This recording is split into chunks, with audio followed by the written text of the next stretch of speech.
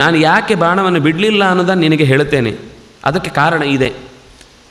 ಇಲ್ಲಿ ಅದನ್ನು ನೇರವಾಗಿ ರಾಮ ಹೇಳದೇ ಇದ್ದರೂ ಒಂದು ಮಾತಿದೆ ಶಾಸ್ತ್ರಗಳಲ್ಲಿ.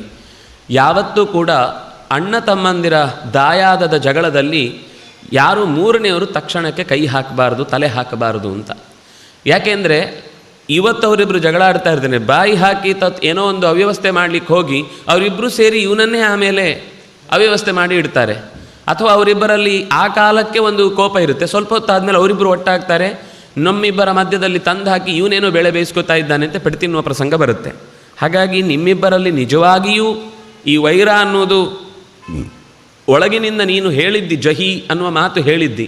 ಹಾಗಿದ್ರೂ ಕೂಡ ನಾಳೆ ಕೊಂದ ಮೇಲೆ ನಾವೇನೋ ಜಗಳಾಡಿ ಮಾತಾಡಿದ್ದಕ್ಕೆ ನೀನು ಕೊಂದೇ ಬಿಡುದಾ ಅಂತ ಕೇಳಿಬಿಟ್ರೆ ಅನ್ನುವ ಯೋಚನೆಯಿಂದ ಅವನು ಆ ಪ್ರಯತ್ನವನ್ನು ಮಾಡಲಿಲ್ಲ. ಆದರೆ ಅದನ್ನು ಯಾವುದನ್ನು ಹೇಳಲಿಲ್ಲ. ಅದು ರಾಜನಾಗಿ, ಒಬ್ಬ ರಾಜನೀತಿಯನ್ನು ಬಲ್ಲವನಾಗಿ ರಾಮಚಂದ್ರ ಅವನಿಗೆ ಹೇಳಿದ, ನೀವಿಬ್ಬರು ಸಮಾನ ಲಕ್ಷಣಗಳಿಂದ ಕೂಡಿದ್ರಿ, ಹಾಗಾಗಿ ನನಗೆ ಗೊತ್ತಾಗಲಿಲ್ಲ. ಅಲಂಕಾರೇಣ ವೇಷೇಣ ಪ್ರಮಾಣೇನ ಗತೇನ ಚ, ನೀನು ನಡೆಯುವುದು, ನಿನ್ನ ದೇಹದ ಎತ್ತರ, ನೀನು ಮುಖ ತಿರುಗಿಸುವುದು, ಅವನು ಮುಖ ತಿರುಗಿಸುವುದು ಎಲ್ಲ ಒಂದೇ ಥರ ಇತ್ತು. ನಿಮ್ಮ ದೇಹದಲ್ಲಿರುವ ಅಲಂಕಾರಿಕ ವಸ್ತುಗಳು ಕೂಡ ಅದೇ ರೀತಿ ಇತ್ತು.